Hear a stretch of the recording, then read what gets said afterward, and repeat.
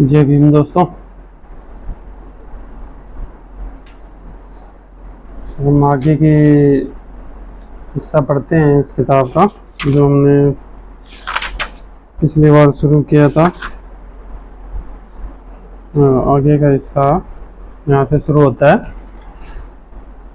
दक्षिणी अमेरिका और अफ्रीका जैसे पृथ्वी के इन दो बड़े भूखंडों पर सैकड़ों साल से गुलामी प्रथा चली आ रही थी। दूसरे देशों से लोगों को पकड़ पकड़ कर लाए जाते थे और गुलाम बनाया जाता था। गुलाम को खरीदने और बेचने की यह प्रथा यूरोप और सभी प्रगतिशील कहे जाने वाले देशों के लिए एक बड़ी शर्मनाक बात थी। मानव समाज के इस कलंक को धोने के लिए अंग्रेज अमेरिकी समाज के ही प्रगतिशील उदार लोगों ने लंबा संघर्ष किया, घमासान युद्ध किए। उन्होंने कभी भी अपने प्राणों की परवाह नहीं की और गुलामों की मुक्ति के लिए संघर्ष करते रहे। लंबे समय से चले आ रही इस गुलामी प्रथा के कारण अनगिनत गुलामों को अपने प्रिय माता पिता, भाई बहनों, बीवी, बच्चों, दोस्तों से दूर रहना पड़ा। कई तरह के कष्ट झेलने पड़े। आखिर एक दिन ऐसी अमानवीय गुलामी प्रथा का अमेरिका अफ्रीका से पूरी तरह से खात्मा हो गया। लंबे इंतजार के बाद गुलाम परिवारों व मित्रों को मिला दिया गया। वाह, कितना महान कार्य किया था अमेरिका व अन्य देशों के सदाचारी परोपकारी लोगों ने। उन गरीब, अनाथ और असहाय काले गुलामों की दुर्दशा देखकर यदि इन सज्जनों को दया नहीं आई तो यह गरीब बेचारे अपने प्रियजनों से मिलने की इच्छा मन में ही लेकर मर गए होते। यह भी विचारणीय है कि उन गुलामों को पकड़ कर लाने वाले दुष्ट लोग उन्हें अच्छी तरह रखते भी थे या नहीं। वे लोग दास गुलामों पर जिस प्रकार से अत्याचार करते थे, उन अन्याय अत्याचारों की कहानी सुनने वाले पत्थर दिल व्यक्ति की आंखें भी रोने लगेंगी। वे लोग उन गुलामों को जानवर समझकर उनसे हमेशा लात घूंसों से काम लेते थे। शरीर जला देने वाली तेज धूप में उन्हें बैलों की जगह जोतकर हल चलवाते थे। इस दौरान यदि कोई थोड़ी सी आनाकानी करता था तो खुले बदन पर कोड़े बरसाते थे। इतना होने पर भी क्या वे मालिक लोग उनके खाने पीने की अच्छी व्यवस्था करते थे? बिल्कुल नहीं। इस बारे में तो कहना ही है क्या। उन्हें सिर्फ एक समय का खाना मिलता था और कभी कभी तो वह भी नहीं मिलता था। इन्हें जो खाना मिलता था वह बहुत थोड़ा सा, इस कारण उन्हें हमेशा भूखे पेट ही रहना पड़ता था। मालिकों की निर्दयता इतनी थी कि कड़ी मेहनत के मारे गुलामों की छाती मानो फट सी जाती थी, मुंह से खून बहने लगता था और रात को उन्हें जानवरों के बाड़े में या किसी अन्य गंदी जगह पर सोने के लिए छोड़ दिया जाता था। थके मंदे बेचारे दीनहीन गुलाम उस पथरीली जमीन पर मुर्दों की तरह लेट जाते थे, लेकिन आंखों में नींद नहीं आती थी। नींद आए भी कहां से। उन्हें पहली चिंता तो यह थी कि मालिक का कब बुलावा आ जाए। दूसरी यह कि पेट में भूख होने के कारण मन बेचैन रहता था। कमजोरी के कारण शरीर निढाल सा हो जाता था। तीसरी यह कि दिन भर बदन पर कोड़ों की मार से घाव हो जाते थे, बदन लहूलुहान हो जाता था और दर्द के मारे अधमरा सा हो जाता था। पीड़ा के मारे रात भर शरीर तड़पता रहता था। चौथी यह कि अपने परिजन पास नहीं होने के कारण दर्द और भी अधिक लगता था। परिवार का बिछुड़ना सहा नहीं जाता था। वे बेचारे परमेश्वर से दुआ मांगते थे कि हे भगवान, अब भी तुझको हम पर कुछ दया नहीं आती, तुम अब तो हम पर दया कर। अब हम इन अत्याचारों के दुखों को सहन नहीं कर पा रहे हैं। अब तो हमारे प्राण ही निकल जाएं तो अच्छा होगा। इस तरह की पीड़ाजनक चिंता में ही सारी रात बीत जाती। उन बेचारे गुलामों को जिस तरह के दुख दिए गए और उन्हें सहन करना पड़ा, उनको यदि एक एक कर बताया जाए तो भाषा व साहित्य क्षेत्र के शोक व पीड़ा के सारे शब्द फीके पड़ जाएंगे।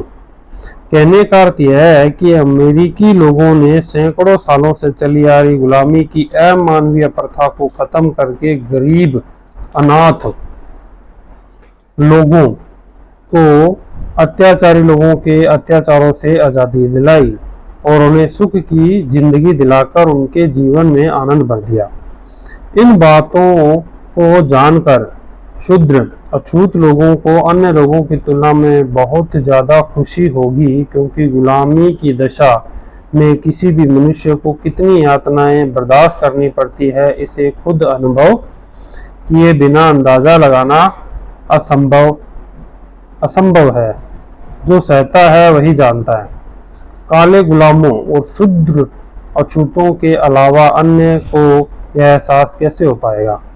अब उन अमेरिकी गुलामों और इन गुलामों में इतना ही फर्क होगा कि शूद्रों को ब्राह्मण पुरोहितों ने धोखे व बर्बर आक्रमणों द्वारा पराजित कर गुलाम बनाया था और उस देश के गुलामों को दुष्ट क्रूर लोगों ने एकाएक जुल्म कर गुलाम बनाया था। बाकी देशों की दशा एक जैसी ही है, कोई ज्यादा फर्क नहीं है।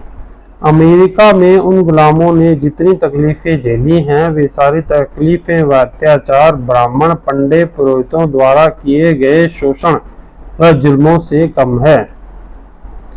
यदि यह कहे कि उन लोगों से भी ज्यादा ज्यादतियां व दुख इन शूद्र अछूतों को बर्दाश्त करने पड़े तो गलत नहीं होगा। इन लोगों को जुल्म सहन करना पड़ा, उसकी दर्द भरी दास्तानें सुनकर किसी पत्थर दिल व्यक्ति का ही नहीं बल्कि साक्षात पत्थर भी पिघल जाएगा। उसमें से भी पीड़ाओं के आंसू की बाढ़ फूट पड़ेगी और उस बाढ़ से धरती पर इतना बहाव होगा कि जिन्होंने शूद्र अछूतों को गुलाम बनाया, उनके आज के वंशज जो ब्राह्मण पुरोहित भाई हैं, उनमें से जो अपने पूर्वजों की तरह पत्थर दिल नहीं है बल्कि जो मानवता की सोच रखते हैं, उन्हें यह जरूर महसूस होगा कि शूद्रों के दुखों के आंसुओं की धारा नहीं बल्कि बाढ़ ही है, जल प्रलय ही है। हमारी दयालु अंग्रेज सरकार को बिल्कुल आभास नहीं है कि बीते युगों में शूद्रों अति शूद्रों को ब्राह्मण पुरोहितों से कैसे कैसे अत्याचार सहने पड़े और आज भी सह रहे हैं। यदि सरकार इस संबंध में पूरी जानकारी लेने की कोशिश करेगी, उसे मालूम हो जाएगा कि उन्होंने भारत को छोड़ दिया है, उसकी उपेक्षा की है। यदि अंग्रेजों को शूद्रों के दुखों का एक बार भी ज्ञान हो जाएगा तो वे जरूर दुखी होंगे। उन्हें यह जानकर बहुत पीड़ा होगी।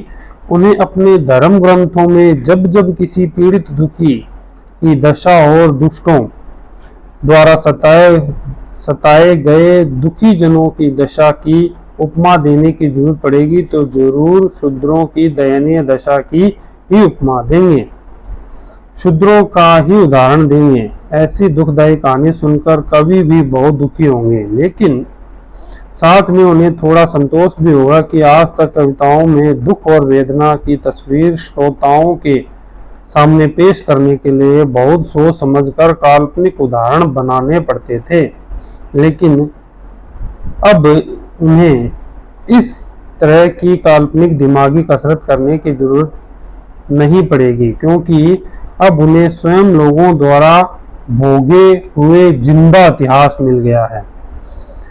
ऐसी अवस्था में आधुनिक समय शूद्रों के दिमाग में अपने पूर्वजों की दास्तान सुनकर दुखी होते रहेंगे कि अपने पूर्वजों ने कितने दुख झेले हैं। किसी समय ब्राह्मणी राज सत्ता में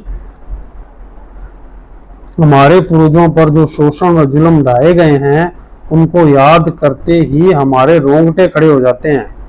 मन में यह विचार आते हैं कि जिन घटनाओं की याद ही इतनी अधिक पीड़ादायक है, तो जिन्होंने इन अत्याचारों को सहा है, भोगा है, उनकी दशा कैसी रही होगी, यह तो वे जान ही सकते हैं। हमारे ब्राह्मण भाइयों के धर्मशास्त्रों में इस तरह की जुल्म ज्यादतियों का एक बड़ा उदाहरण मिलता है। वह यह है कि इस देश के मूल निवासी क्षत्रियों के साथ ब्राह्मण पुरोहित वर्ग के मुखिया परशुराम जैसे व्यक्ति ने कितनी क्रूरता बरती, यह भी इस किताब में बताने की कोशिश की है। फिर उसकी क्रूरता के बारे में इतना मालूम हुआ कि उसने कई क्षत्रियों को मौत के घाट उतार दिया। परशुराम ने क्षत्रियों की अनाथ हुई नारियों से अवैध निर्दोष मासूम नन्हे नन्हे बच्चों को भी निर्दयता से छीनकर अपने मन में जरा भी संकोच नहीं रखते हुए घोर क्रूरता के साथ मौत के घाट उतार दिया था। इसमें उसका दिल जरा सा भी नहीं पसीजा। यह उसका जघन्य अपराध था। वह इतना ही करके नहीं रुका, बल्कि अपने पति की मौत से दुखी स्त्रियों को, जो अपने गर्भ में पल रहे बच्चों की रक्षा के लिए जंगलों पहाड़ों में भाग रही थी, उनको भी कातिल शिकारी की तरह पीछा करके पकड़ कर खींच लाया। और बच्चा जन्म देने के बाद जब उसे यह पता चलता कि बेटे का जन्म हुआ, तो वह उसका कत्ल कर देता था। इस तरह की कहानी ब्राह्मण के ग्रंथों में ही लिखी हुई है। फिर भी उस समय की वास्तविक दशा तो और भी अधिक भयानक थी, जो इन ग्रंथों में पूरी नहीं मिलेगी, क्योंकि ब्राह्मण तो क्षुद्रों के खिलाफ थे। इसमें कोई शक नहीं है कि घटना का बहुत सा वास्तविक भाग छिपाया या छोड़ दिया, क्योंकि कोई भी व्यक्ति अपने द्वारा किए गए दुष्कर्मों को अपने ही मुंह से नहीं कहता। ऐसे में यह भी बड़े ताज्जुब की बात है कि इस घटना को उन्होंने अपने ग्रंथ में लिख रखा है। सवाल यह उठता है कि आखिर परशुराम ने 21 बार क्षत्रियों को पराजित करके उनका सर्वनाश क्यों किया? उनकी अभागी नारियों के मासूम बच्चों का भी कत्ल क्यों किया? ब्राह्मण पुरोहित वर्ग की नजर में परशुराम ने यह बहुत बड़ा पुरुषार्थ किया, और उसकी यह बहादुरी आने वाली भावी पीढ़ियों को भी मालूम हो, इसीलिए ग्रंथ लिखने वाले ब्राह्मणों ने इस घटना को अपने शास्त्रों में लिखा। एक कहावत है कि हथेली से सूरज को नहीं ढका जा सकता, क्योंकि यह घटना समाज में बहुत ही शर्मनाक घटना थी। फिर भी इसकी चर्चा इतनी फैल चुकी थी कि उनसे इस घटना पर जितना पर्दा डालना चाहा, उतना उन्होंने छुपाया, और बस नहीं चला तो उतनी घना लिखना ही पड़ा। इसलिए ब्राह्मणों ने जितनी भी हकीकत लिखी है, उसी के बारे में सोच विचार किया जाए तो मन को बहुत पीड़ा होती है, क्योंकि परशुराम ने जब गर्भवती स्त्रियों का पीछा किया तो उन्हें कितना कष्ट हुआ होगा। वैसे भी स्त्रियों को दौड़ भाग करने की आदत बहुत कम होती है। उसमें भी कई नारियां उच्च व कुलीन वंश की थी, जिनको अपने घर की दहलीज पर चढ़ना भी मालूम नहीं था।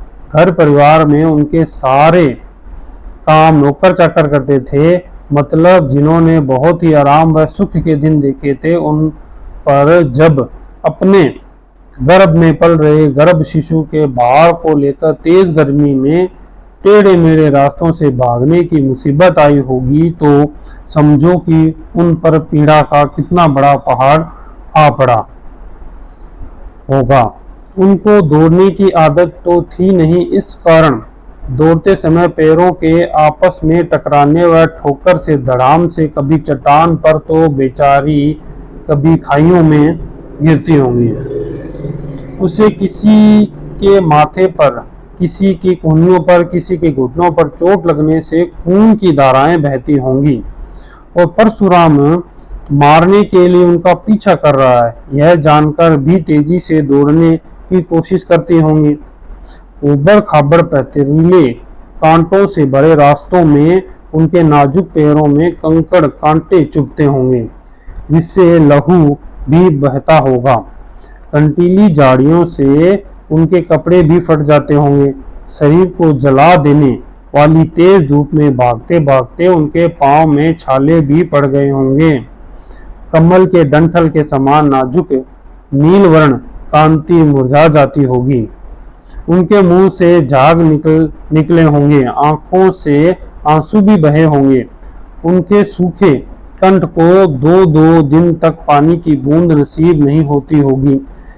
ऐसी कमजोर थकान भरी दशा में गर्भ में पल रहा शिशु छटपटाता होगा।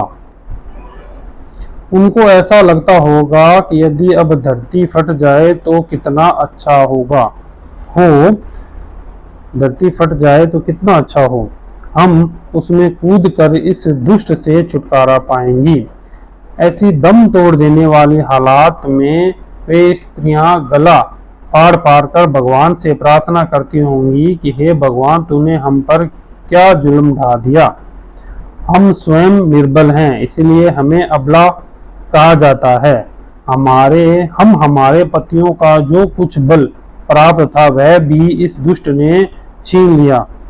तुझे यह सब मालूम होने के बावजूद तूने निर्दयी बुजदिल होकर कायर की तरह हमारी कितनी परीक्षा और लेगा, जिसने हमारे पति को मार डाला और हम अबलाओं पर हथियार उठा लिया है और इसी को पराक्रम व पुरुषार्थ समझता है। ऐसे निर्दयी के अपराधों को देखकर तू असमर्थ व समझ होते हुए भी मुंह में अंगुली दबाकर पत्थर जैसा बहरा अंधा क्यों बन बैठा है। बस आज इतना ही। अगला हिस्सा नेक्स्ट डे में पढ़ेंगे अपने। जय भीम, जय भारत, जय संविधान।